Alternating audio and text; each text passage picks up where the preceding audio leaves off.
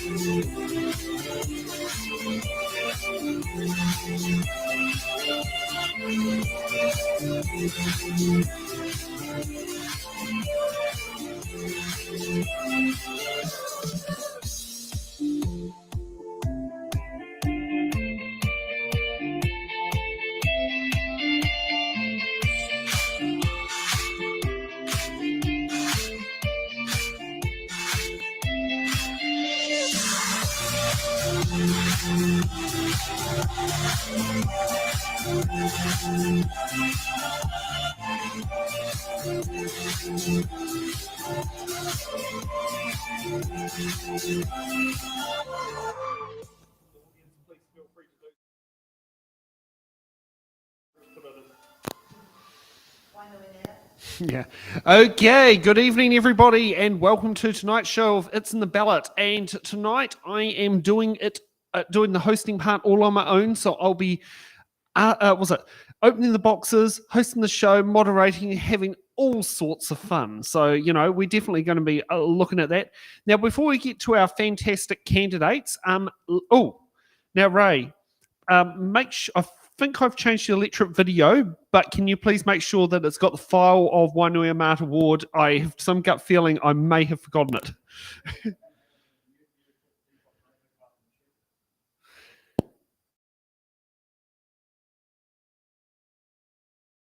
The mayoral race, Hutt City Council. The Hutt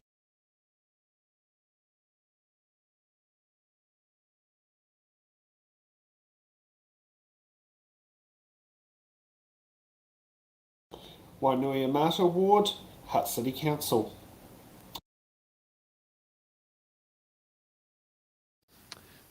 So we definitely got the electorate video. Thanks for doing that on the fly, Ray. That's my fault for not loading it into the system. But hey, being accountable for your actions is admitting for your mistakes. And I'm admitting to that one because that was my job to do tonight. Okay, so we're ready to go for the electorate video.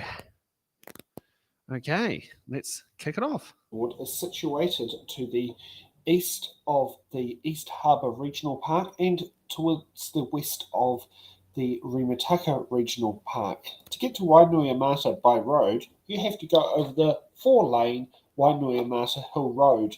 If you don't want to travel that way, you can always take a boat and walk up from Coast Road, or you can sit there and take a big trek over the hills. So you're probably wondering what is unique about Wainuiomata.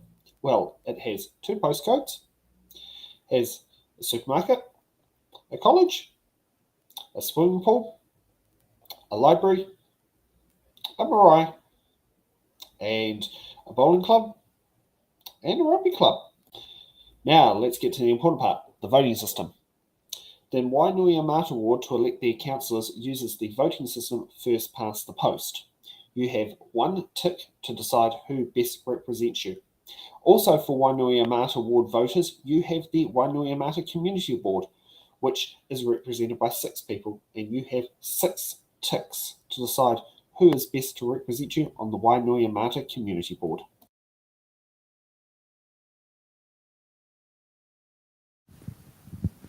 Okay, thank you for doing that. So let's get off to Kerry. Would you like to start off with your opening statements on why the Wainuiomata residents should vote for you? Kia ora koutou katoa, ngā mihi nui ki a koutou, ngā manuhiri o tēnei pō, tēnā koutou katoa, ko Kerry Brown tōku ingoa. Kia ora everybody, I'm Kerry, I'm the current ward councillor for Wainuiomata. This has been my first term, and Prior to that, I was on the Wainuiomata Community Board. It's been a real honour to be the ward councillor for the last 3 years. I'm really proud of some of the achievements that we've done. I'm proud of the dog park, which I worked really hard for to get, and the Queen Street, which at the moment it looks like a bomb site, but when it's done, it's going to be a real asset for us all, where we can have a vibrant town centre in our growing community. I'm also really proud that we had the 3 modern recycling system, the curbside, the rubbish and recycling. It's made a real difference. And as we know from climate change, the current climate change and the changes that we're seeing with the slips, we really have to actively and practically do all that we can do. There's some real challenges, and infrastructure, as it's been talked about several times so far, infrastructure is a real challenge for us, and we've doubled investment, but there's so much more to do, and we know how fragile the climate and the environment is getting. So we've got some challenges in front of us, but I have kept my head and my heart really close to the ground, working with Wainuiomata residents. I've door knocked and phoned over the last 3 years so that I can get a good representation, not just for the people who I work with close to me, but the whole community, and I can get a good understanding of what the trends are. So I'm really excited about the campaigning, and I'm really excited about the next triennium too. So kia ora koutou. Now, as an out-of-towner, I would like to know, what is the best food place to eat in Wainuiomata? Since, you know, I'd like to know what the local councillor's opinion is and what business you'd recommend. That's far too controversial. There is, if I name a fish and chip shop on here, that would probably be my most controversial statement of the night. So I'm just really not going to go there. Okay, and next up, Phil. Do you understand? If you want to. Oh, Kerry set the trend. don't need to. Everybody, well, maybe you don't know who I am. So my name's Phil Galley. I live in the Hutt Valley. Live here in Wainuiomata. Been here for, I think, coming up 7-8 years now. Live over by Fernley School with my wife, or soon-to-be wife, my fiance, and 3 daughters. My youngest, Layla, goes to Fernley School. She's 5. And the 2 oldest, one's 17, the other's 15-ish. It's hard to remember. It's just an expensive age. So that's who I am, what I'm about. Look, cut from a slightly different cloth to what you're probably used to seeing or hearing. I'm in my 35 years, and highly unorthodox approach has done me very well. And so I have no intention to change my approach or scope of how I go about things. I've got a fairly loud mouth. I'm not afraid to open it and use it. And that generally means that sticking my head above the trench does, run the risk of it getting shot off from time to time. But usually it works out well for everybody involved. So easy as to get a hold of me. If you didn't know, I own 100 Mr. Hutt, or send me at mrhutt.co.nz. Look, I'm very easy to get a hold of, so which makes things really easy if you need anything or if you want anything. Follow up and follow through is kind of my mantra on life. So that I just try and keep it simple, really simple. Myself on. So you're prepared to answer the most controversial statement of the evening. What's the best food place to eat in Wainuiomata? Arrogantly, I'd say at the corner of Hay Street and Holland Street. Okay. That's my house. Yeah. And I assume you have 2 chefs that alternate from time to time as well? Yeah, I tend to do a lot of the heavy lifting when I can. We normally have a split shift in the mornings. I take Layla to school, so often I miss out on a lot of the cooking in the evenings. But a lot of my work can be done in the after hours. So I know the feeling. I feel like that myself when doing the books. Yeah. Okay, so we're going to take a quick break. I'm going to move myself across to the other end of the room, and we're going to sit there and start off opening all the boxes of the questions. See you after the break.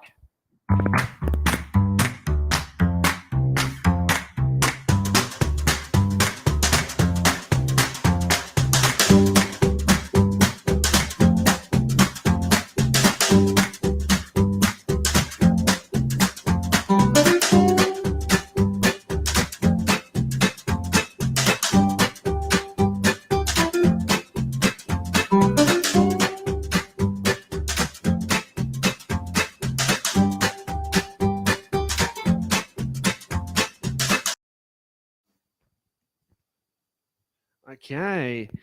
And welcome back. We've had our quick break. So we're prepared for all the questions?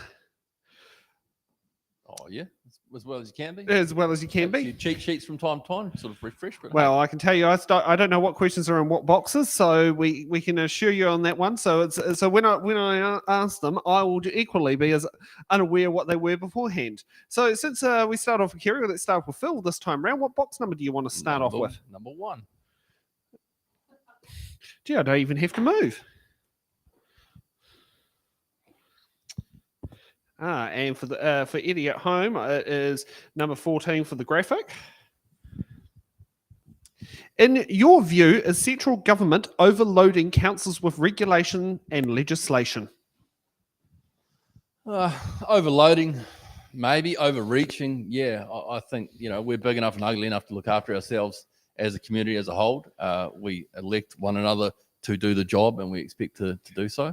So, are they putting their finger in too many pies? I'd say, yeah. The latest installment of the intensification plan is a pretty good understanding, pretty good example of what they've done. Just because we can eat Kentucky Fried Chicken for 7 days a week doesn't mean that we have to. So just because you can build 6-story houses or 2-story houses or 3-story houses without car parks doesn't mean that we have to. So the local residents here in Fitzherbert Road and up in Rokawa Crescent in Stokes Valley will probably attest to the fact that in another, 6 to 9 months, it's probably going to be a complete shit show.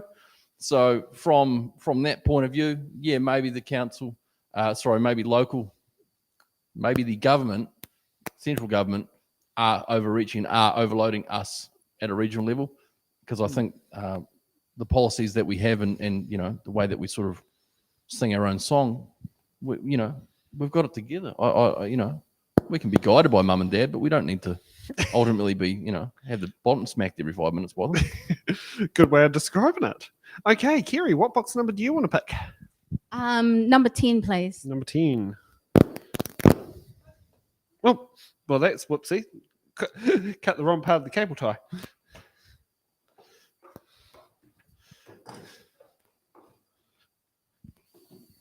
Okay, and on the sheet it's question number 9. Okay. Should Hutt City Council social housing firstly be offered to those who are local? Now I'm going to fight the urge to stand up because I always do that because I'm so short. So I'm so used to standing, so I'll stay sitting. You can stand if you want. I'm 6'2". Yeah. So I'm really proud to be a director of Urban Plus. So Urban Plus is the council's own development company. And in this triennium, we refocused Urban Plus. They were building for the market, for the private market, and now we partner with community housing providers.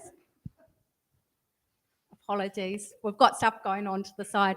We partner with community housing providers and provide social housing that is modern, high efficiency and good quality. So we get children out of hotels and into warm, dry homes. So that's the social housing part of it. Urban Plus, the rentals are not actually social housing. We've got also have rental homes. They are specifically for elderly, but they are set at rentals. Unfortunately, government doesn't allow councils to access the income-related subsidy, which we should be able to do, and we have advocated strongly to government on that council should be able to access the income-related subsidy so that we can have actual social housing for elderly, because we absolutely need it. I will continue advocating to the government alongside Wellington Council. And should the social housing be for locals? Absolutely. That's what social housing, if we had some more, which we need in Wainuiomata, allows our children to stay at the schools that they attend. And for many, the schools that they attend is an important part of their community, and then being able to thrive and get their community outcomes. Uprooting them and putting them into hotels and other emergency housing over the hill, sometimes in Porirua or Wellington, is devastating. So yeah, it should be. Okay, what box number do you want, Phil? You're going to hate me. I'm going to do some walking then. Number 2. Oh, no working. Yeah, well, someone has to. There we are.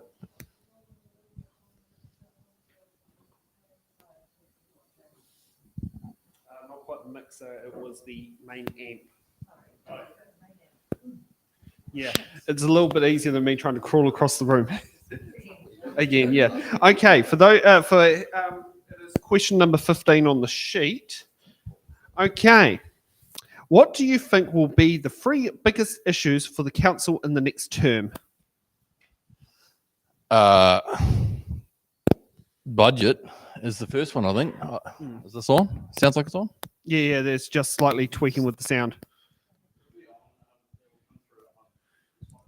That better? Maybe not. Better? Worse? Anyway, 3 biggest issues. I think budget is going to be the biggest one. Sticking to the budget is going to be the most important thing. Reason being, we've got anyone turns on the tally, we know we've got inflation going out the wazoo. So ensuring that what we say, and what we do lines up and it's congruent with one another. So if that means that, we've got to put a bit more meat on the bone and factor it into the budget at the front end to cover any services we're going to be doing or infrastructure we're going to be providing, it's just got to be crystal clear. Last thing we want to do is then just be reaching deeper into, pockets that, might be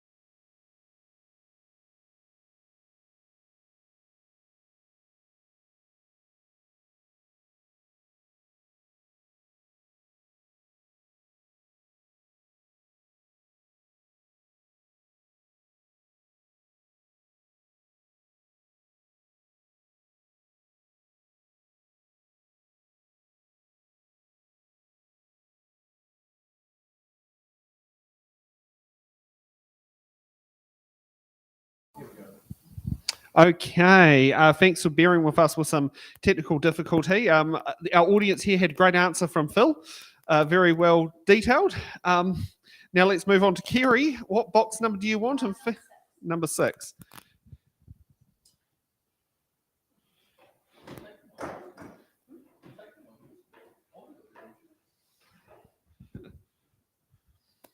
Okay, and for those at home, it's number 20. Well, not for those at home. For those in the remote editing room. The great part is my tablet is playing up. Okay, that's a. Oh, wait for it. Okay, so what is your vision for improving recycling in Wainuiomata? So we've got the curbside recycling, the 3 bins. For me, we still have food waste going into the landfill, and that creates a lot of methane. So I would like to see us consider some initiatives around food waste, as is done across the country, who have the 3 bin systems in all the main centres, where the food waste and the green waste are converted into composting, and they are sent back into the community and feed the whenua, so it feeds the land. So I'd like to see that. Also like to see promotion of not only recycling but reusing and reducing, which I'm also a big advocate of. Okay, and what box number, Phil? 3. 3? Yeah. I was going to say, at the moment, you're like going up a manual transmission in the gears. Okay, and on the graphics, it's 21. What is your immediate actionable plan for upgrading decaying and failing infrastructure such as sewage, water, and stabilisation of the hillsides for critical routes and suspending non-critical projects? Can I ask a quick question or not? Go ahead. Who says they are decaying? That's how the person who has submitted the question. Right. Okay, well... But that might be someone across all over, was it Wellington as well? Yeah, not just okay. not just in Lower Hutt. I mean, some people think things are a lot worse than they are. Yeah, decaying infrastructure and failing. Well, I don't know if neither of those are actually happening at the moment. We're going to obviously see an increase for things to be upsized. You know, and we'll see that with an increase in volume of humans that are going to be living here, sewer, stormwater, all that sort of jazz. So that'll need to come in incrementally as volumetrically as it needs to be required to suit the need. But that should be a part of a long-term plan. I don't think we need to go and cut the road open and rip it out and out with the old and in the new. So I'm not too sure, unless I'm mistaken, that they're decaying and it's I don't know. failing. I would say they're more than decayed; they've degraded, and we know that because the funding every year at the moment for Wellington Water, who fix our pipes, it's spent partway through the year, and I know because I get it in the ear constantly of leaks around the community and the potholes from the degrading pipes as well. So, and with Queen Street, we had the pipes checked before we started the project, and they were considered okay as far as okay goes, which it's okay these days is a very low bar. And of course, as soon as they started the work and impacting with the paving, they just degraded completely. So there's 2 projects going on at once now in Queen Street. One of them is to replace all the pipe work, which is really unfortunate to businesses and people using it because it's delayed it, but they have to be replaced. Well, it sounds awfully expensive, so I guess we better It is. make sure that we're away for that. Stabilisation of hillsides for critical routes and suspending non-critical projects. Well, stabilisation of hillsides, planting is your most obvious solution for that if there is, if it's starting to fall away. But, if something's fall away, well, i.e. the slips, ensuring that there's a robust plan in place to actually have a really basic standard operating procedure to mitigate those. So immediate actions, reviewing what's in place is a good start, and sorting out this feedback would be great.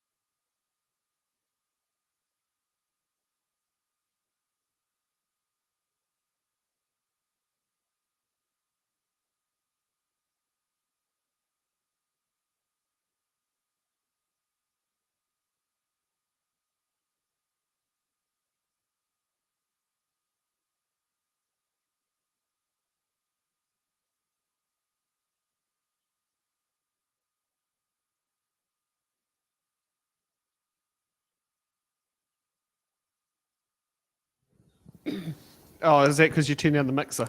Okay. No, I hope we. It's saying the mic's muted. Okay, on the cue card it is number 13. Water is precious and needed resource. Should councils make it compulsory for houses to install water tanks for watering their gardens and or offer storage tanks at a discounted price? So they are really great initiatives, and at the moment we're doing the district plan, which is the rules for the city, and initiatives like them are being included. So we're looking at a multitude of ways to reduce our water use and be able to reuse stormwater. The balance is getting people to engage with it, because there's a lot that we could regulate, but it's all in the balance of what we prioritize. Those initiatives for me, absolutely. And there's other initiatives as well. I think the real key to it is getting residents to engage with the district plan, because that's when we make the rules and we consider rules exactly like that. What are the initiatives we want to reuse our water better? Okay, Phil, what box number? 4. Sorry, I assume you'll be saying for the next one, Rima.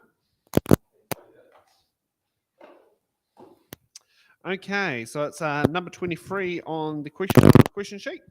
Should councils be funding and helping to organise community events? Yes. Yeah. I think it's a really important thing that we do within the community. To what extent we go, hey, look, we don't go overboard with it. You don't have a limitless a platinum credit card to No, put it on, but no. you have a budget, obviously. Yeah, long arms and deep pockets are always nice, but we've got to work within what we've got. But yeah, 100%. It should be a part of our allocation of funds to help the community. Kerry, what box number? 18, please. So yeah, one theme's going down the front and the other theme's going up in the sequential order. Okay, and it's number 22 on the question sheet. Okay, what are you personally going to do to role model climate action change, such as bike to work every day, go zero waste, or eat a plant-based diet? So for me, it's looking at the not only recycling but reusing and reducing. So I make a real effort to buy secondhand clothes, particularly in Wainuiomata, at the Pātaka Salvation Army and the hospice shop. And I also make an effort when I buy something, I throw out take down back to the shop the amount that I have, so I'm not bringing anything new into the climate. At a community level, I'd love to see Wainuiomata be a cycling town and get cycleways down Black Creek so that children can bike to school safely. We have a lot to do with the roads yet to make them really safe for cycling, so that off-road cycling to get to school, as well as Kōkiri Marae and Wainuiomata Marae are piloting a project at the moment with e-bikes. So they're having e-bikes for the whole whānau and encouraging everyday use cycling. Our shared pathway, which is fantastic. It's more used as recreation at this point. This is encouraging everyday use and seeing the progress of the families all using the e-bike, not just the children that are using it at the moment. Okay, Phil. 5. Oh, I thought you were going to say Rima. Rima. Yeah, at least we can spice it up by saying the same thing but something different.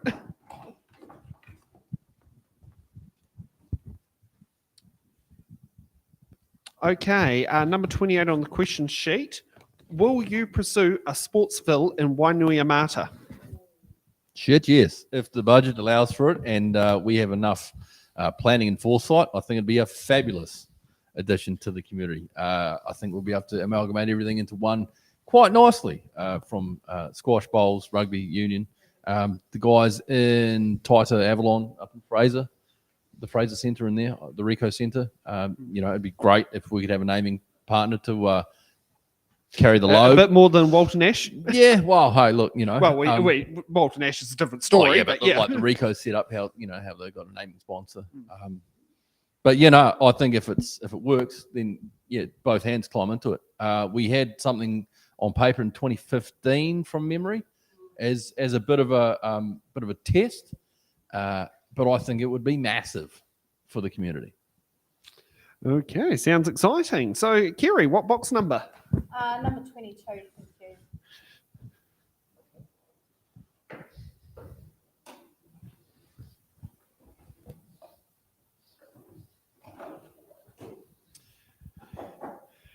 Okay, and it's on the question sheet as number 4. What are your plans for flood mitigation and resilience if you become elected? In this case, re-elected. So looking at ways through the district planning process, looking at ways to reduce our water amount and neutralising our wastewater, the amount that we use. For the resilience, we've had the slips, so we are really required now to do a really strong resilience plan that puts efforts into how we're going to reduce water as well as the environmental outcomes. So prioritising the resilience plan and not shelving it or not investing into it. Okay, Phil. Oh no, I'm sorry, that box has been chosen. Number 6. Do you want fair to? While you're at it. Just shows that we both know, can get it, probably get up to 10 on Māori off by Hutt. Come on, yeah. Well, I was going to say it's probably a generational thing. Okay, so it's on the question sheet as 25. Well, we get the right one up on there. Are you affiliated with Voices for Freedoms in any way? No. Okay, that's very quick and simple. Kerry, would you also like to answer that one? Absolutely not. A few more words, but the same response. We love it. Okay, what box number? 26.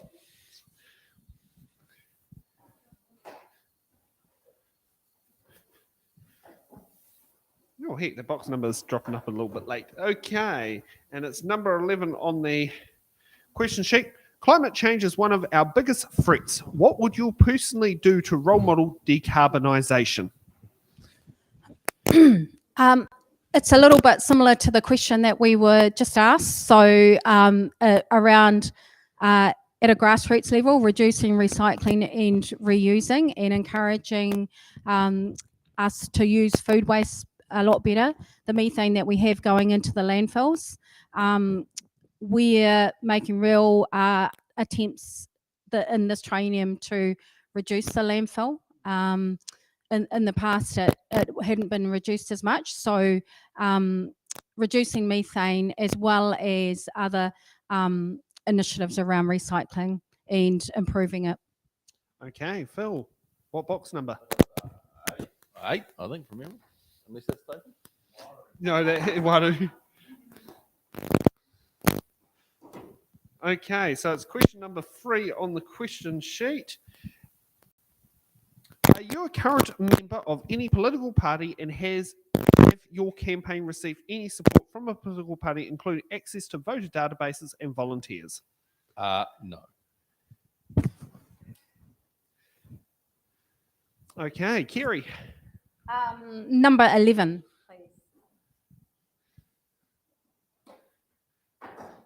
Now, would that be Tacoma Tahi? Right. Okay, and number 20 on the sheet. Oh, no, going a bit too far. Okay. What are you doing to ensure young people's voices are heard and actions to keep our city vibrant and growing?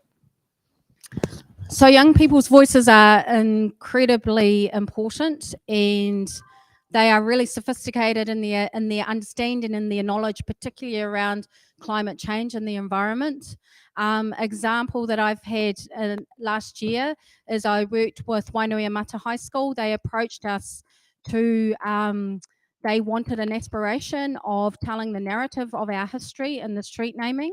And they came and talked to us, and that's a real example that we connected them with council officers and did options, and it came to the committee and the policy was changed. And now the priority for any new street names is around telling the narrative, and we work with our mana whenua partners to decide on the street names.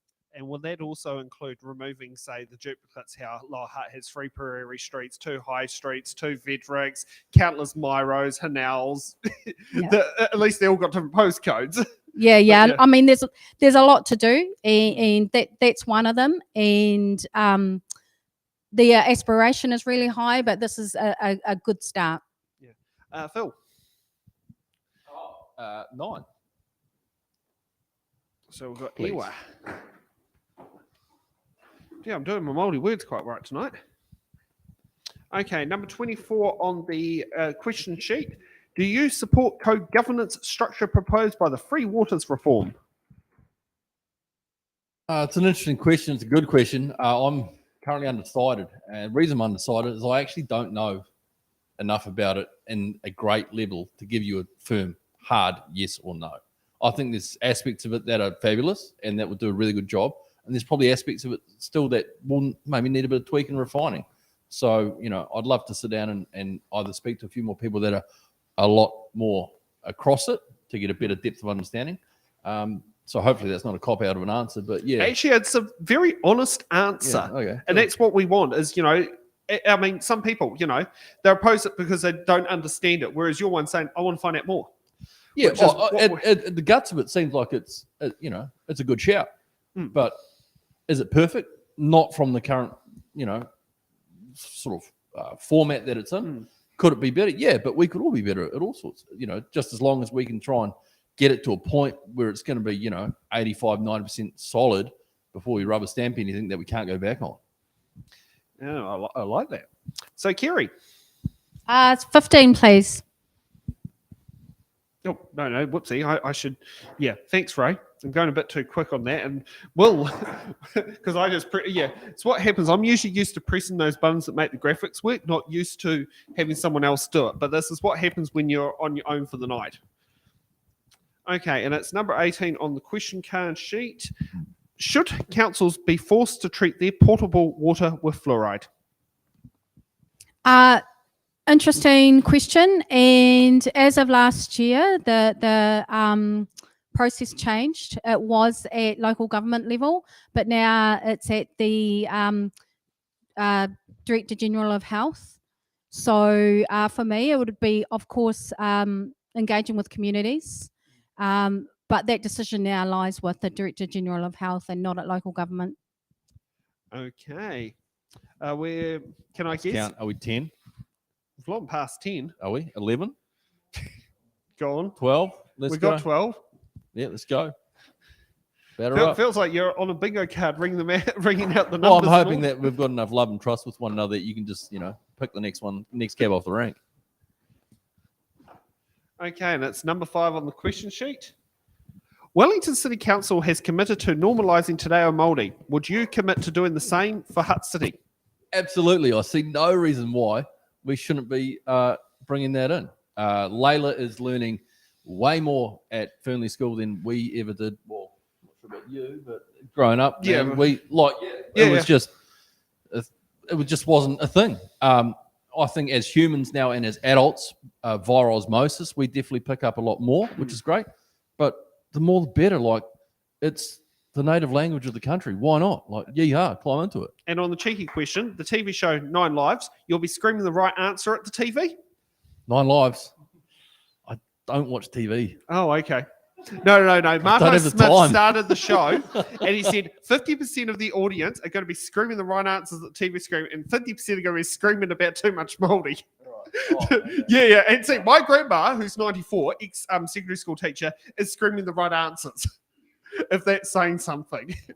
But I mean, she was associate principal at Prairie College, so that might tell you a hell of a lot as well. No, Yeah. Only favourite show, mate. Is it's in the bag and the variation that you've got going on. Yes, even though it was well, kind of like off the air by the time I got to a reasonable age to remember what's on TV. Okay, Kerry, what box number? 19, thanks.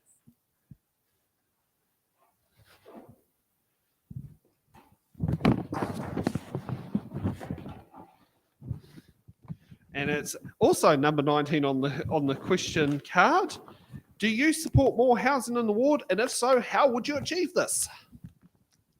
Did you say more housing? Yes. Oh, yeah. Mm. So I absolutely support that every child and family has a safe, dry home to live in. I believe that we're really short in some areas of housing, and there are big parts of the government's housing intensification legislation that I don't support. I don't think it's good for Wainuiomata that we've got the houses going up that don't have parks, have no parking. I supported that in the rapid rail areas so that we have people that are close to rapid rail and transport and can get to and from their homes. But having them in streets where there is no access, Lees Grove was an example that was going to have one, and it wasn't helpful. But I do support that we need more housing, and we need more housing for people in need. We need more housing to bring the rents down, and we need safe, dry housing. That we've got some real damp housing problems, so we need that style of housing. That said, there is big parts of the intensification bill I don't support, but I've also door knocked a lot of the new houses, and there's people in there who are absolutely happy with those houses, except the ones without parking, they would like to have a park, but many of them, they no longer want the big yard anymore. They no longer need those big areas, and they're the ones that are working hard, going to work and coming home. So I'm not quick to judge people that are in the housing that is a different style to what we're used to. And it's actually good to hear that those people in there are loving it. They absolutely love it. That's it was what I want to hear. I'm gonna get You bang on, like perfect. yeah. You bait the hook to suit the fish.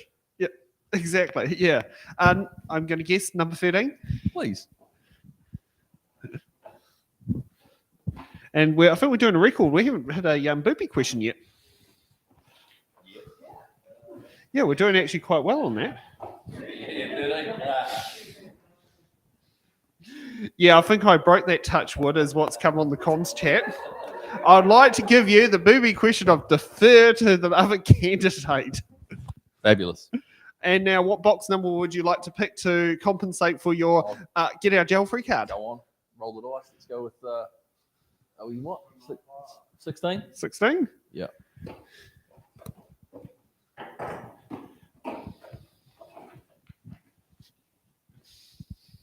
Oh, thank goodness this is not a booby question. Okay. Yes.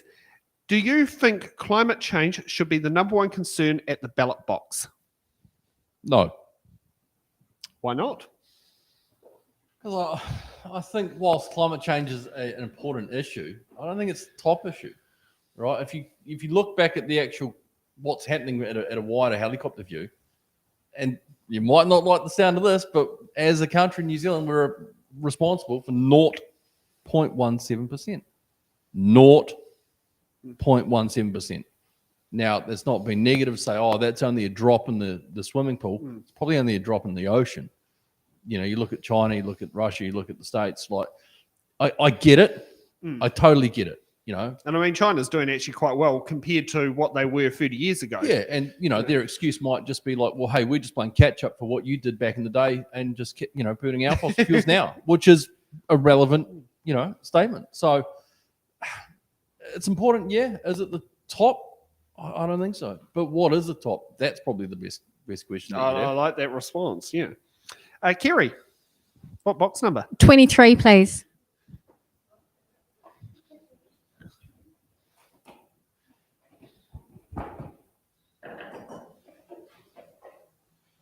Okay, and it's number 16 on the question card.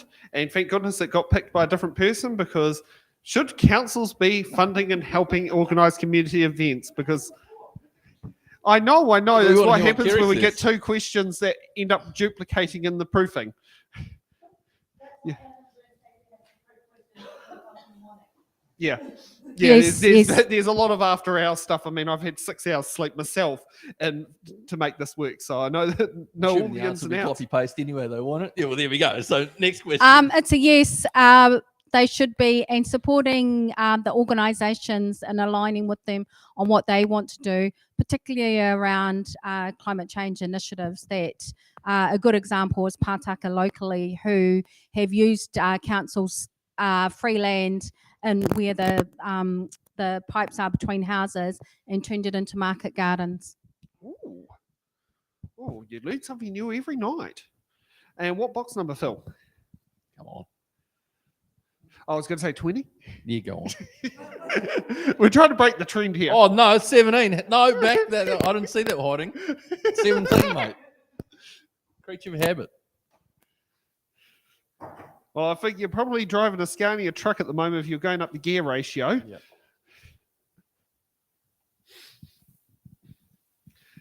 You've got some sad news. You've got dodged the question. Oh. Rightio. I was hoping Kerry was going to get dodged the question. Yeah, now, Is that what's coming up next? Well, there you Yes. go. Look at that.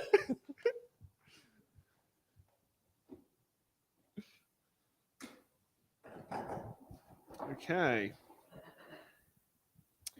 So it's number 2 on the question sheet. What are your priorities to work on for the next 3 years if elected? I'd like to work on myself, but I think everybody would like to do that. I'm guessing for the community, it's accessibility. I think that's the best thing, or the first thing. I feel that inherently there seems to be a standoff, whether right or wrong, between the community and the people that are in there representing them. So my phone is always on, 0274 Galley, 0274 425539. Like, I'm so easy to get a hold of, it's not funny. So if you want, my help, you call me. So I assume 9 o'clock at night is the do not disturb zone. no, generally 10:30 in the evening. 10:30? Yeah, it goes off, and sort of 5:30 in the morning it starts up. So So yeah. No, Yeah, like- because I mean, there's a point I believe councillors should not be 27 on call. yeah, well, I work 6 days a week. Saturdays are the only day that I take off generally, but 6 days a week I work.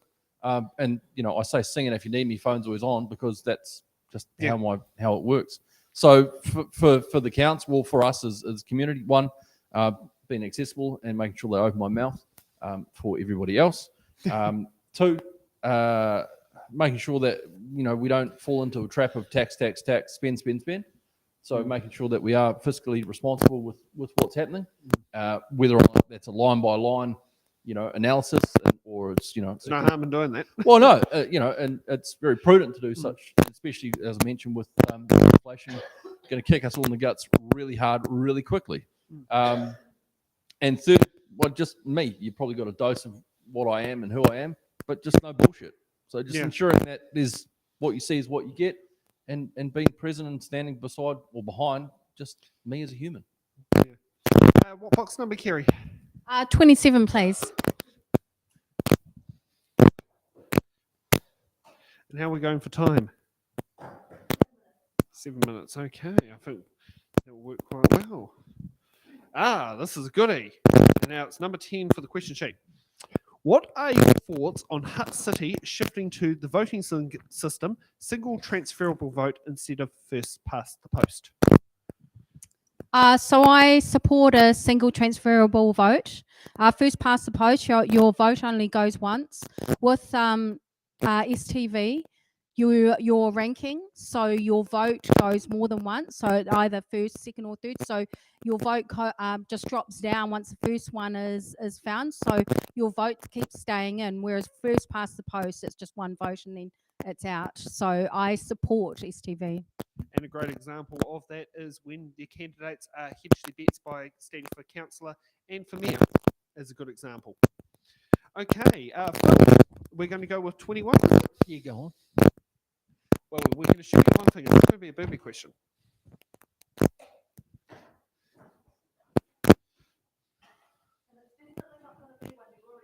I've only got 2 to go. I can just load 2 more to Kerry, can't I? Okay, so it's question number 1 on the question sheet. What's your vision for Wainuiomata for the next 3 years that you want the council to achieve for the Wainuiomata people? I guess it's about ensuring that we create a community that actually thrives and not just survives. For a long time, we seem to be the bridesmaid and not the bride. That's from the it's from the point of view of people actually coming here because they want to, not because they kind of get forced to or have to. You know, everybody says it's cheap. It's cheap. Well, you know, yes, housing has been affordable, and it is still the most affordable suburb That around. hill does go to your car, though. Well, depending if you drive like a moron or not. You know? If you hang to the left-hand lane, you can just cruise up the hill. You know, Yeah, cruise down. Big guilt. Yeah, I'll yeah. put a I song cruised- on and just I chill cruised out. up in third gear myself today, so yes, I know the feeling. Yeah. And if you've, you know, if you're fortunate enough to have an EV or Oh, a yes, I'd love PHEV, to. you just whack it into regen mode and just coast all the way down. It's great. So for Wainui, creating that community that I think was yesteryear, and maybe I was, you know, born in the wrong generation, and maybe there's a touch of nostalgia that gets bolted to that. But local businesses need to sort of surround us. So yeah, I'm all for housing, obviously, but that increase in housing and infrastructure, not just the actual meat and potatoes of it with the pipes and that, but the wraparound infrastructure that we need to actually thrive as a community. Talk to anybody.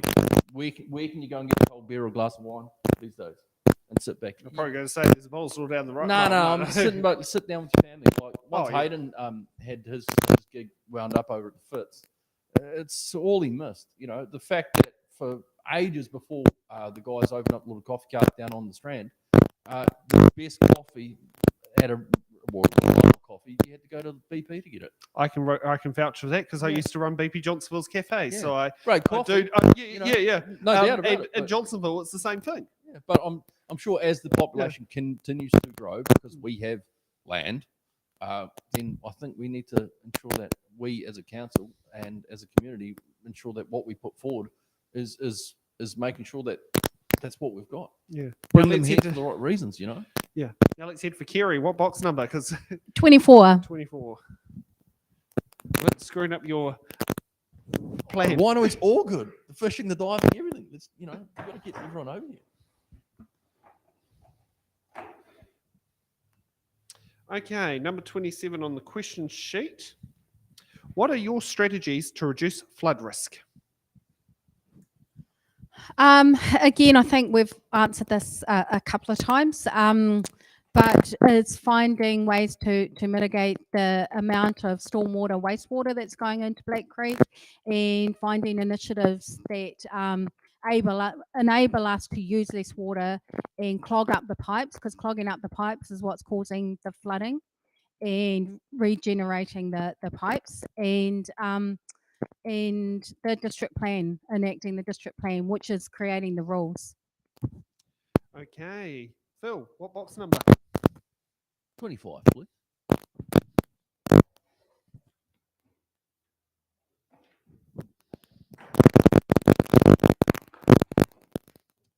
Okay, number 17 on the question card. What do you propose to foster a more positive public impression of more active modes of transport such as cycling and walking? Oh, you might not like this one either. I think it's more about the messaging that we have that surrounds it. So what I mean by that is, and I'm going to go on a slight tangent here, and so bear with me. The like.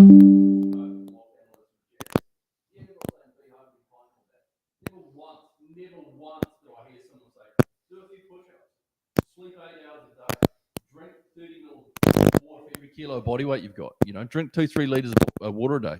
Get a bit of sunshine. You know, be kind to your wife or your husband or your partner or your boyfriend or your girlfriend. Like, do something that's good for you. Walking the Wainuiomata Hill, you know, you see everybody doing it. That we've had the paths and that. It's been great, but it's almost like there needs to be a culture shift actually surrounding what the messaging is. Like, being fit and able and healthy means that you're there for your family, your kids, your grandkids, everything else like that.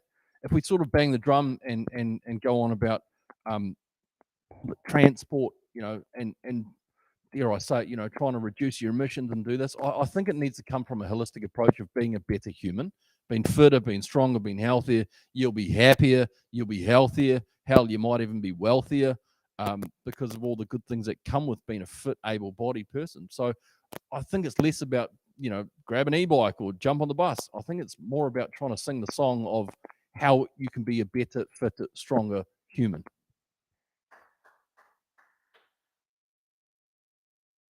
What box number? 28, please.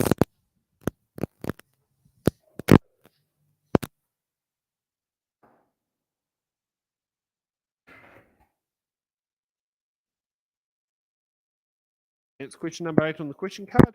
What is your biggest priority for the next term, and how do you intend on delivering that? So it's for me, it's at a macro and a micro level because I'm a ward councillor. So at a micro level, my biggest priority is to get a town centre that is vibrant, accessible and safe. And we're on our way with that, with Queen Street, and getting the whole precinct into a really safe area. We have opened it up in Queen Street and there's going to be increased lighting. We've really advocated strongly for the police to open the police station. They're working from there and looking at ways to open it during the day and planning around the wardens, community patrol and council's owned walking. So making it safe, making it so that people in elderly and all ages can come out and enjoy the town centre, whether they be in a wheelchair or a walker or have mobility issues, and that it just be really vibrant, and that will encourage business back here. It's a real focus to get the businesses and a variety of businesses back into Queen Street, but the whole precinct, as well as looking at a play area within the precinct as well, and getting a better playground for children. That we've got Avalon, but it's really too far for the local residents. At a macro level, of course, it's climate change. We're seeing the change in the climate. All the predictions that the worst case scenario has already been met. So this weather is not going away. And in the next seasons, we're going to see more floods. We're going to see more drought. And we're going to see things change. And we've got the insurance companies are stepping in now, saying they're not going to insure the seaside areas. Petone foreshore is about to lose insurance, or be it the insurance will be estimated at $100,000 a year. So those things have to be a priority, and it's where we have to put our focus.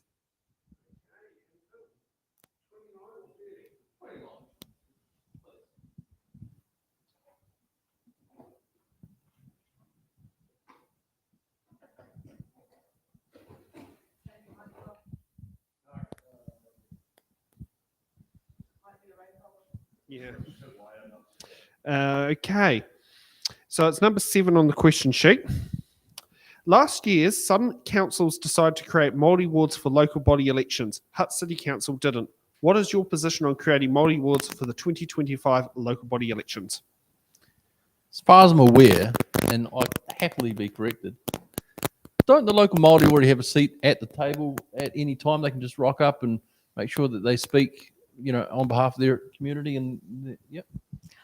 Well, this term we've got a really authentic partnership with mana whenua and Māori, and they are welcome to come to the table and be at the committees. But a Māori ward is a separate ward to increase representation. That Wainuiomata, the Hutt we are working towards and support that, but working with our mana whenua partners who want us to take time to get it right. And is one ward even enough for the Hutt City? So there's questions around it. I 100% agree. I think the question will be as well, if you're hungry, you can eat. And I suppose if they want, not they, but if the Māori community would like the wards, I'm guessing, Do we have an idea roughly what number are on the Māori roll in Hutt City Council? Or is that, should have given that on notice? Oh, Yeah, not sure. there was I know Wellington City Council's one off by Hutt, but that's because of where I live. Didn't the boat get pushed down the river like 24 months ago? There's just been the opportunity came out this year, but Hutt City Council was waiting for. There's going to be a review, a full review, and a local government review. So, in the start of the next triennium, there's several areas going to be reviewed, including community boards, Māori wards.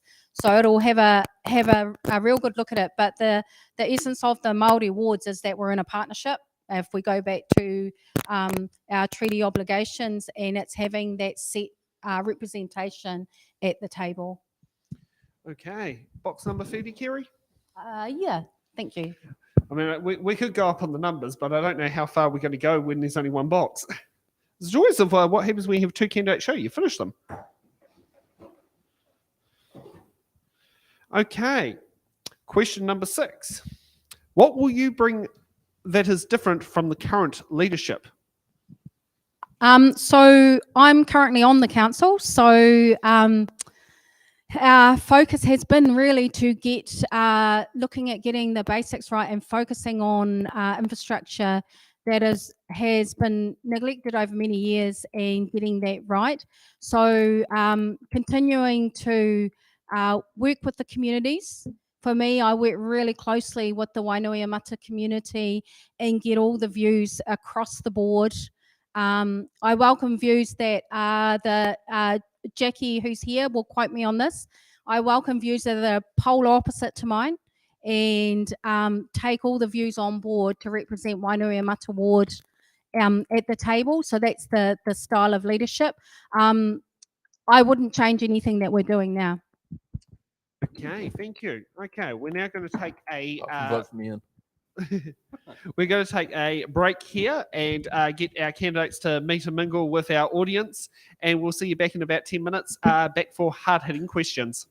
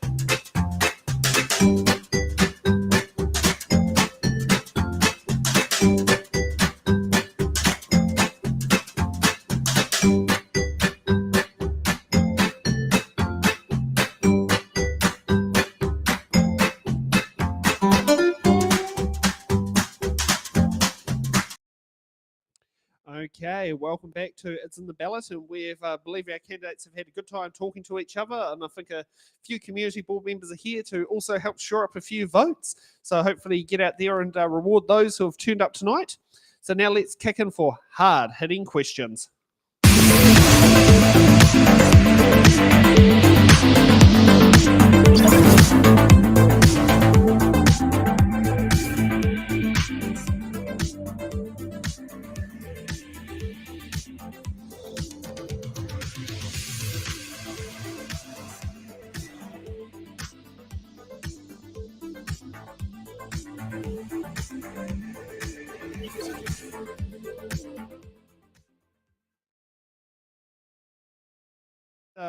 Welcome back for hard-hitting questions. The role of hard-hitting questions are to ask all candidates of what they think of a question, and quite a lot of them are questions that are submitted repeatedly in our question box. Even though I have got a lovely note on there, if you're going to ask about free water reforms, it's already a hard-hitting question. People still ask about it. However, for hard-hitting question number 1, it's not free water reforms. That's number 2. So for hard-hitting question number 1. With the recent slips on the in Wainuiomata trapping people in the suburb, what plans do you have to get an alternative route to Wainuiomata, and will you aim to have it in the long-term plan? Let's start off with Kerry. So the second access has been for the Wainuiomata residents among us. We've been talking about the second access for many, many years now, and it's been costed up a few times. It was in the millions years ago. So I'm not against having a second access, but we've got some immediate issues at the moment with the Wainuiomata Hill. It costs us around $1 million a year to maintain it, but we've got the spills. So for resilience-wise, I think we've really got to get the hill fixed and working and minimise the risk. A second access, residents have spoken about it to reduce the congestion. But the real congestion is really on the Esplanade and at White Lines East. So Cross Valley Link, which is progressing, is going to be, it's a highway from the Western Hills over to the Eastern, and that's going to take traffic away from the Esplanade and reduce it in White Lines East. So that's going to cover off the congestion. But we have got so many big ticket items, and I mentioned earlier that the actual intake of rates for the difference between central government and local government is tiny, and we have expectations on us to do a heck of a lot of work in the ground, in the water, in the resilience. So it's really about prioritising what we can afford. Okay, Phil. Trapping people. It's an interesting adjective. I don't know if we were trapped. I think we had restricted access in and out. I think it's the feeling of trapped. Yeah, well, look, again, common sense should always be applied in all circumstances. We've got 4 lanes. Arithmetic will tell you that we've got 2 going each way. So if one side suddenly has a slight impingement, we can then, for example, going northbound in the mornings, open up 2 and have 1 coming the other way, and then the evenings invert. Sounds like the Auckland Harbour Bridge. Well, look, and again, an unpopular opinion, depending on what time you get out of bed in the morning, traffic's an issue. There's no traffic when I'm up in the morning at 5:30, 6 o'clock. So, but I design my life around that way, and so does my wife. If she needs to get into town and go into work in Balcott, she'll get up and leave 5:30, 6 o'clock. I'll do the kid lunches, and then she'll go and do walk or go for yoga or whatever. So orientating the way that you live your life will also help to ease the congestion that is present within our current communities. So if you're waking up in the morning and you're just grabbing a piece of toast at 8 o'clock and thinking you're going to get a clean sailing to town by Jingos, by G's, by Crocky, you have got another school thing patrol at the coming. bottom of the hill. Look, I understand the challenges that come with it. Also, the Bish likes to bang on about it quite a bit. So great. We'll be knocking on his shoulders and standing on them going, hey, reach into the government's pockets and throw a bit of mud at the wall for us, please, because it is an option that is there. Whether or not it's economically viable is a different story altogether. But hey, if everybody wants it enough, sweet. let's add up the cost and divide it by everybody that lives there, and then see who actually wants it. Or would they consider a toll? Well, look, it's an expensive. It's an expensive measure. So, like, Yeah. there's a sense of realism attached to everything. Like, I'd love to do everything, which would be wonderful in a utopian world. But when the rubber meets the road, we've got to be funding it, and there's only so many parking tickets that you can issue to try and cover that, or so many rates that we can absorb as local We members. don't have the cheat code, unlimited funds like they do in the money City trees, Skylines. No. So would it be in the long-term plan? Oh, it'd be fabulous if it could. But then you've got the additional challenges that come with it, with the people that live off what I'm assuming is the only other real viable entrant point back out of Nainai and through into Upper Fitzherbert. So hopefully that's not a politician's answer. Okay, let's get. I was a bit slack on the graphics, so I'll get on to. I've just put hard-hitting question number 2 on the screen. What is your position on the free waters reform, and why have you come to that? Let's start off with Phil. Gently covered it off before. I know enough about it to have an opinion about it, but I don't feel that I'm highly educated and informed to make an informed decision straight off the bat. My position on it, again, I think we all agree that the quality of New Zealand's water has been in decline for a while. Now, do we need regional, local body government to step in and sort of do something? Yeah, at some point we do. Do we also, as a society, need to take responsibility for the way that we treat our water? 100%. So there's a lot of things from an individual point of view that we can do. From a wider point of view, the three water reform, yeah, it's got great points. It's got some fabulous points, but it's also, I think, it's got some points that, if executed, might not be great for everyone. I come at it from a civil contractor's point of view, and I know that they think it's amazing that you can just simply call up the guys at Wellington Water if they're knee deep in the mud and go, "Hey, I've got a T section here, or I need to do this, I need to do that." They have a quick look in their system and go, "Oh, hey, that's the problem. This is a solution. Sweet." Then you can move on. Will that get tied up in bureaucracy if it's getting rerouted to a dude that's sitting in front of a computer in Hamilton? I don't know. So it's ironing out the kinks to make sure that if it is implemented and we do lose Wellington Water and we do lose all of our local control within, our infrastructure, then do we have the right process in place? You have a local go-to person. Yeah, well, do we have enough to cover it off? So, Kerry, what's your position? I think we broadly agree. I think that we all pretty much agree that the status quo isn't working and it isn't going to work. Our particularly in the Wellington region, our pipes have degraded badly and they're at the end of their life, and a lot of them need renewals. And so we can all agree on the outcome, that the status quo isn't going to work for too much longer. I think what the work is and what the questions are is the means to get to the outcome. So the questions are around local input into the water. So there's still bits to be ironed out, but I think we all sort of mutually agree that the status quo for the amount of rates that we collect is not going to last too much longer. We know that because we spend a lot of the money that we put through to Wellington Water now doesn't cover it. So there is change afoot, but what that changes, at the end of the day, we have submitted a lot and asked for many, many changes. And there will be further down the process, but at the end of the day, it's a central government decision, and central government will come out with a decision, and we have to either choose to enact it or not. There's not that many times. I think Tony mentioned last night that with the merger, there was where the local government really advocated hard, but how it looks like is still something that we have to all engage with. Okay, now let's get to hard-hitting question number 3.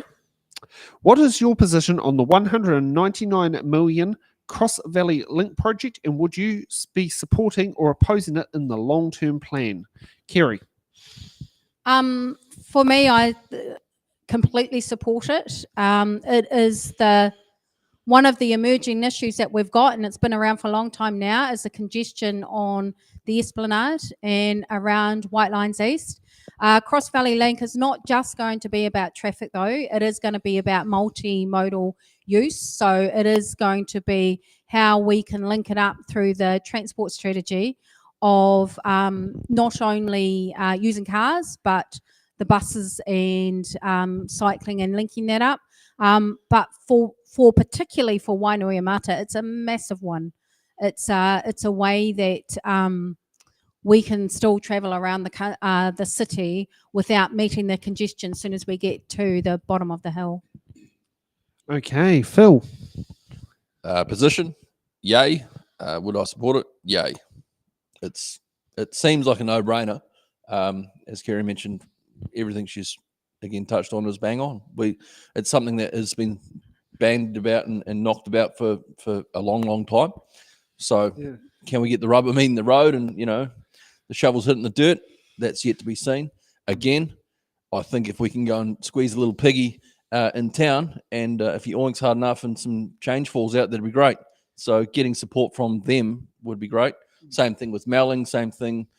Look, yeah, we can shoulder a little bit, but hey, we get enough tax taken off us from income tax. We contribute to society enough as a major city, which we are. There's no reason why we can't have the backing of central government for stuff like that. So yeah, it's 2 ticks if that was the question.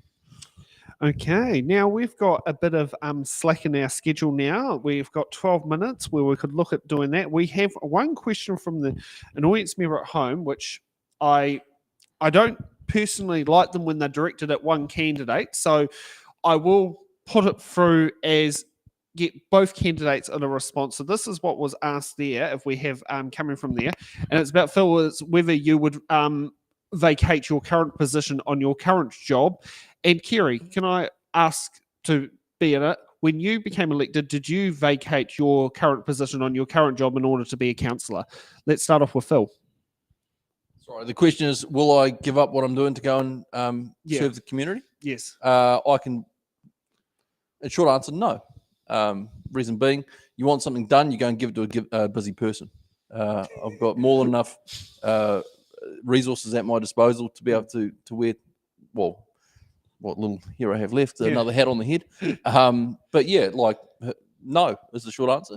And would that also be a fallback position, say potentially in 3 years' time, you have a job to go back to? No. So anyone that knows me, I'll talk the side door of a barn. And that's more so true about my last career, which was scuba diving.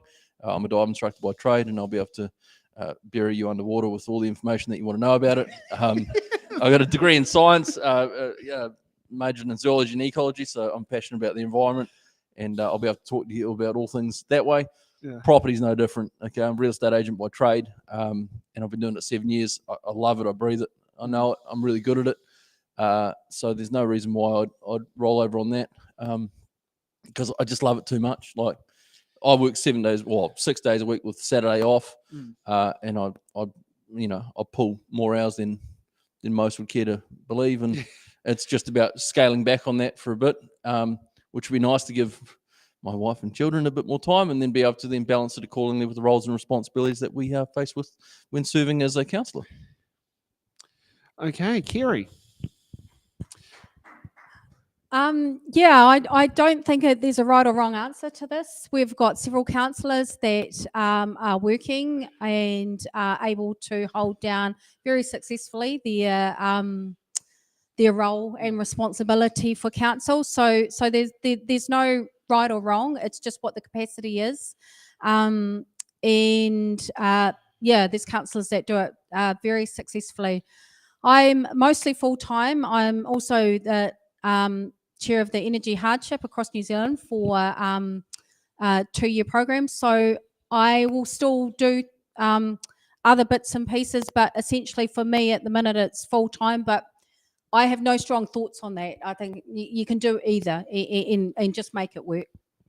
I just gently let the person know that I am self-employed, so I'm a contractor.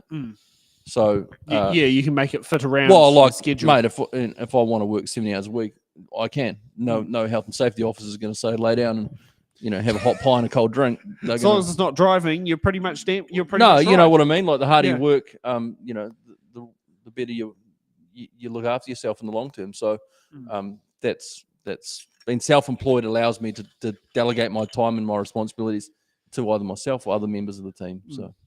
Yeah, and that's something I definitely relate to myself, as this project wouldn't have happened if it wasn't for self-employment. So we've got an audience member who's got a keen question that they want to ask. Come up here. I need you for the mic so that people at home can hear. Yeah, come on. Yeah, there's only one hand.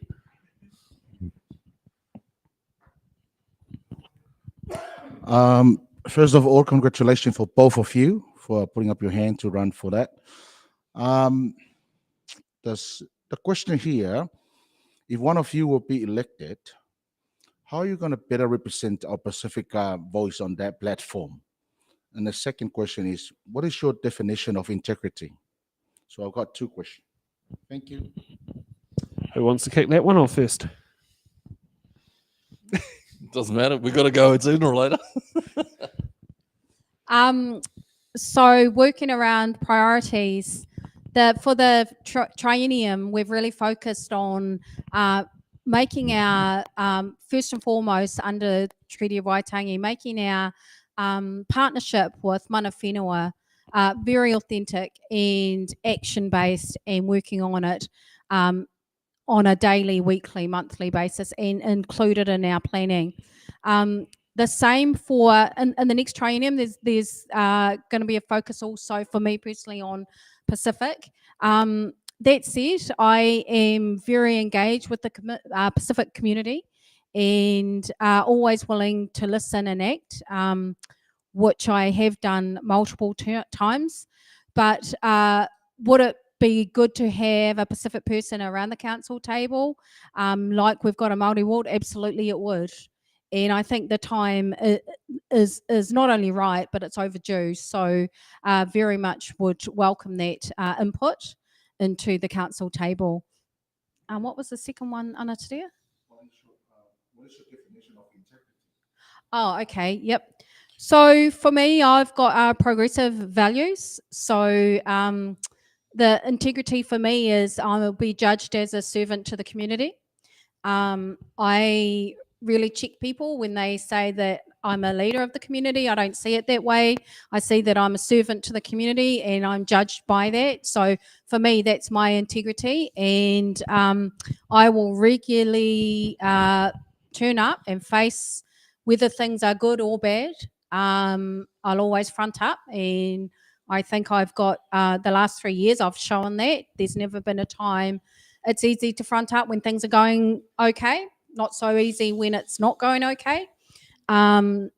So for me, that's my integrity of my values and my service to the community while I'm in the council role. Okay, Phil. Definition of integrity, short and sweet for me. I got told once upon a time, and I hold it very true. Excuse the fact that I'm going to use the pronoun, but hey, the definition of a man, i.e. me, so I'm defined not by what I do when someone's looking, by what I do when no one's looking. That to me is how I summarize integrity. And the Pacifica community, it's a good question. Not been heavily ingrained in it with myself, apart from a few of the boys that I know who I go diving with. It's more about finding a way to then have connection with the people, with the community. And I guess from me, the only thing I can do is be there. So be a voice for them if they need it, and just have the ability to be easily accessible. So phone's always on, singing if you need me. You know, I do have a door, but you got to see which one I'm in: the car door, the office door, the house door, the garage door. One of the doors are always open. It's just whether or not you find me in that one at that given time. But the point of the story is I'm accessible, and if you need me and you want me, then you call me and we sit down, and it's about following up and following through. It's fairly straightforward. Like, I'm a pretty basic kind of dude. Thank you. I don't want to counterpoint my question, but I'm not satisfied. Yeah. Well, we got time. Yep, come on up. So what question would you like to ask, since you're probably one of our frequent visitors? This is Annie, who's doing the rounds of all the shows, and I'm very glad that you've, coming around. What would you like to ask? Thank you. Congratulations to both of you so far. I have a couple questions about public transport. So how can you improve the service of public transport to be reliable, accessible, and affordable to Wainui? And the second one is how can you open up a direct bus route from Wainui to Patoni if you elect for the next 3 years? And you'll be answering those questions as capacity as a district councillor, considering I think we're going to be having those again back for the regional council show at the Little Theatre at the end of September. So capacity as a city council candidate, how would you be able to answer those? Bus lanes, that sort of thing?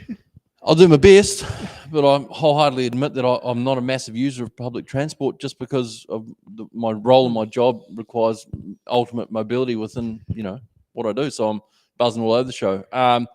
Affordability, again, maybe I'm slightly ignorant. I wasn't aware that there was a lack of, or a issue of the public transport being unaffordable.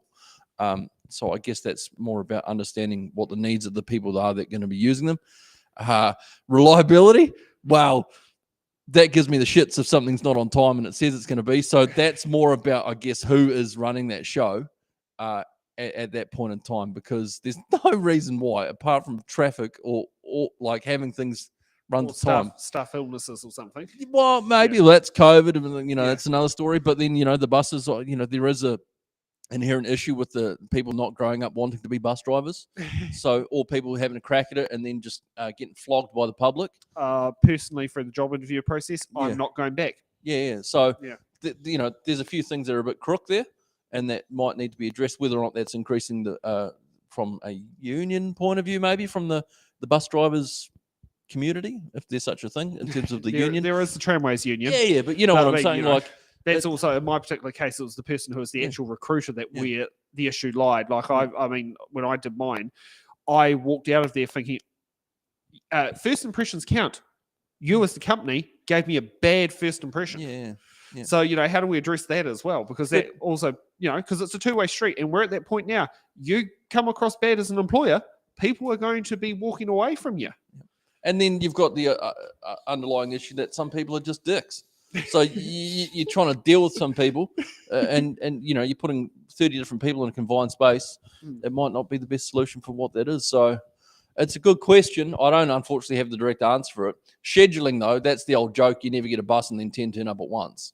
So that's been around forever. So there must be something severely broken for that to be the joke, the butt of all jokes. Yeah. Kerry.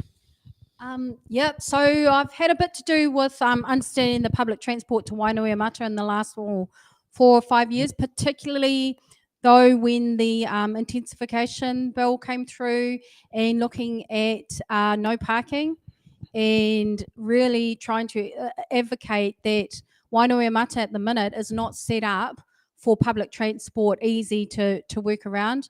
To go to work in town, you have to bus back up the valley, change buses, and then bus into town. So it's not suitable for Wainuiomata needs. It's particularly not suitable to build houses with no parking. The real issue with our Wellington Regional Council public transport is they had an operating model called Public Transport Operating Model, which PTOM. Yep. Which was really a contracting procurement system that was a race to the bottom. So they block contracting as well, because something else in there, that's something I do know quite well, is block contracting was the thing giving a exclusive territorial rights to the contractors. In this particular case, Transurban has the exclusive territorial rights to Wainuiomata for I think it's another 5 years now, but in a 9-year contract. Yes. Yeah. So that model has really affected Wainuiomata because we're not getting good service, really struggling to get bus drivers and have good quality conditions for the drivers. So they've cut routes because of the lack of drivers. I understand that is changing, but we need really strong advocacy and continue that. And we're working with Regional Council to increase the amount of direct buses through to Wellington from Wainuiomata. We can't be functioning well in a different modal types of transport when we have to change buses, and the buses don't link up to the trains well. They should be linking up well, and they're not. So we've got real issues with that, and the cost is a real problem. It's the amount when it's at full price, it's the same as driving your car into town. So there really is no incentive to be using public transport as we should be. So I really support the making public transport cheaper. But for Wainuiomata, we really have to work towards and advocate to the regional council to look at ways for making our bus service and public transport better. I would go as far as to say that ours is probably one of the worst in Lower Hutt for access, and we're a suburb of 20,000, and our access with public transport is poor. And actually, you're right, because there are no high-frequency bus routes to Wainui. I think they're called mid-frequency bus routes. Would either of you, if elected as councillors, would advocate for the on-demand bus service that is currently being trialled in Tawa to possibly make Wainuiomata being the second ground for on-demand transport? Because there are probably some people who don't go over the hill, they just want to get within the suburb, and like going from this end here, it's not exactly easy to say get up to was it Wise Street or Frederick Street from here by public transport. I've seen the on-demand service, and I know that they're trialling it, and I've seen it working really well in other places. In South Canterbury, it works very well, but I can't see it working in conjunction with the standard bus service. It's almost got to be one or the other, and I think the big challenges for Wainuiomata residents is actually getting out of the valley and getting out easily, and it being affordable and not, taking an hour and a half because you're changing buses. So I'm not against it. I just can't quite see how they would work together. But the pilot will show that more. And for those that don't know exactly what the nuts and bolts of that system are, it sounds like it's sort of an on-demand, larger scale Uber. Yes, yeah, where you share with Like a multiple shuttle people. kind Yeah, they use, I think it's 8 to 12 seater buses, which also have a bike rack on the front of it and a ramp on the back for wheelchairs. Within a designated in Tawa, route. they go pretty much like up most streets in Tawa, including some very gnarly ones, like as well. Mr. Whippy with a You could say that, yeah, Yeah. Mr. Whippy, except you tell the app to say, I'd like to get to there, and it works it out to the nearest street corner. and then takes It takes you between point A and point B, and I think it's $2.50 for the fare in Tawa, which is good because you can walk to the shops, and then when you got the shopping, you can take the on-demand bus back. seems like a very fair and reasonable price to pay for a service that is pretty much, unless I've mistaken that, door to door. Nearly, yeah. Sounds wonderful. It can be executed, unless I've missed the No, I think you've missed the mark on that. no. I think you've got it pretty bang smack on. And get an ice cream on the way. Well, that part's missing. Yeah. Okay, let's go for closing statements. Oh, okay. I've got 5 minutes to go, so got to make it quick because I've got to be out here by 10 o'clock or I lose the bond. Congratulations, you guys, for standing. My question is, it's two questions actually, but my quick question is what are you going to do to make things more accessible for disabled people? And that's the invisible and physical, especially in playgrounds and stuff and all sorts of things like that. And also too, what are you going to do about the Youth Council, because it's non-existent again at the moment?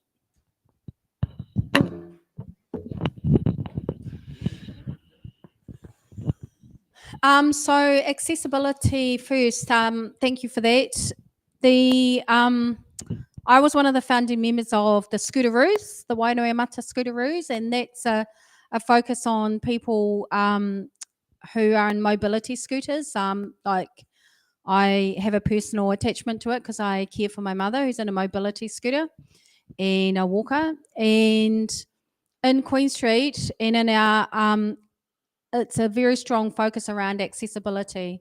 So being able to get around, not only get around safely and increasing the disability parks, doubling them, but having the quality lighting that you can see properly. So, and you can see that it's opened up, the pathways are opened up, so you can see from the top to the other end, right down and all over the place. So there's really positive outcomes there for accessibility. The other part is really, it's something that I came into that was really passionate to me, but I also know got John Middleton here, and you'll know too, John, that fixing the pathways is just, it's almost been like a mouse in a mouse wheel. But we really have to fix the pathways. We really have to get them up to standard. But the changing ground underneath is just really affecting our ability to get all the pathways fixed, but it has to keep on going, be a focus.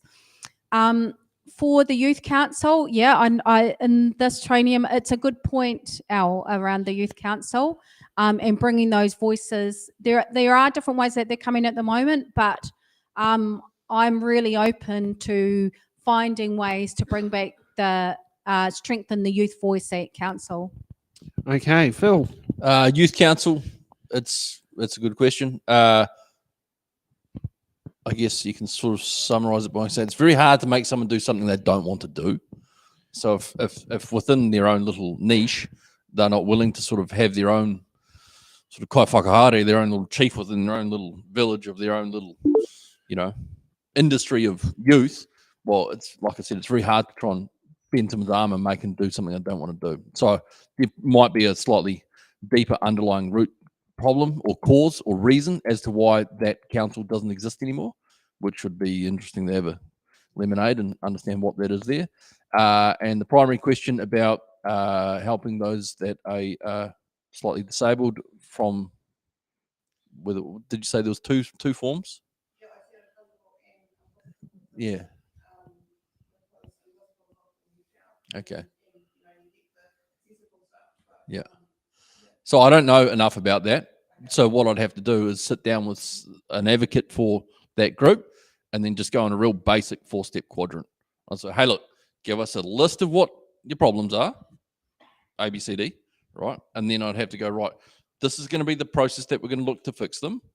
This is going to be the cost in which it's going to cost to run the process to fix the problems. And then this will be the promise in the corner. So once we understood what those four boxes of the quadrant were, we could walk our way through it in a very logical form.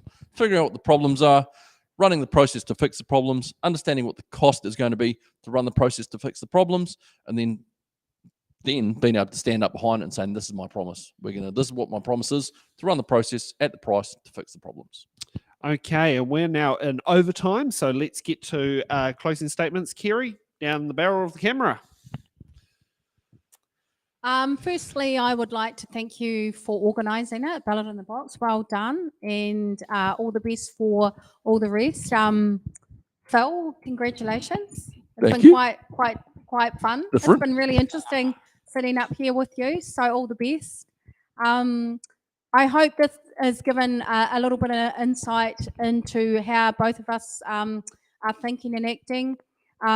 As I said, I've really enjoyed and honoured being in this role for the last 3 years, and I'm really focused on getting stuff done. I think that's been a signature of me for the last 3, 4, 5 years in the community, of getting stuff done. So I plan on doing that and getting on with it, and just thank you all for your support. Thank you. Okay, Phil. Thank you, team. Well, it's obviously a marathon, not a sprint, so we'll have to take that into consideration for the next 3 years. I guess it's just about understanding who I am. Like you have probably seen this evening, slightly unconventional, slightly unorthodox, but hey, it's like I was having a chat to you earlier, Sambo. People like dealing with people.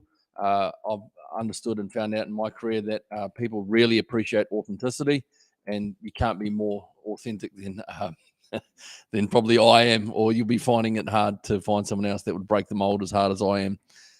Because what you see is what you get, which is, I think, potentially refreshing. But hey, that's what are you charming out in the back seats there? Yeah, well, yeah, exactly, yeah. So that's me to a T. Easy to get a hold of. Very, very much a normal everyday person. I don't know if you want much more than that. No, I think we can probably get. Oh, look, yeah. Yeah, because we've got to get packing down. That's right. But thanks to Kerry, thanks to all the team, thanks to everyone else that's come. We've had good chats, and I'm sure, like her, we can have a chat anytime. Just sing out. Our phones are always on.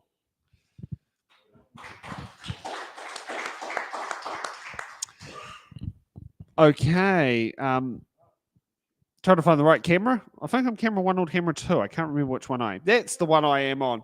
Okay, so I'd like to thank was it both Kerry Brown and Phil Gailey? Is Gailey? Gailey like the valley, mate. Gailey. Come okay, on. get it right. Yeah. It's a marketing 101, that one. Yeah. For coming this evening. Can we also thank Stacey, Ray, and Eddie for being part of their roles retrospectively? As some of the audience may have now discovered, we've got Eddie's doing all the graphic stuff remotely from Auckland. And thanks for doing that again. Thank you to the audience for coming in tonight, and thank you to our online audience for watching, and thank you for those who watched last night's show and have retuned in for tonight. Thank you so much. I enjoy that. If you want to join us for our show tomorrow night, we are at the Te Pahi Bay Bowling Club. We with the Greater Wellington Regional Council seats. On Sunday, we'll be at the Kelson Community Hall for the Western Ward of Hutt City Council. And then on Monday and Tuesday, we've got our Upper Hutt City Councillor at Large double debates. And on Wednesday, if you want to, join us for the Wellington mayoral debate, where we can see who's going to vie for the top job of the capital city. So from us here at the Ballot team, have a great night, and we'll see you back tomorrow at 7 p.m. Good night.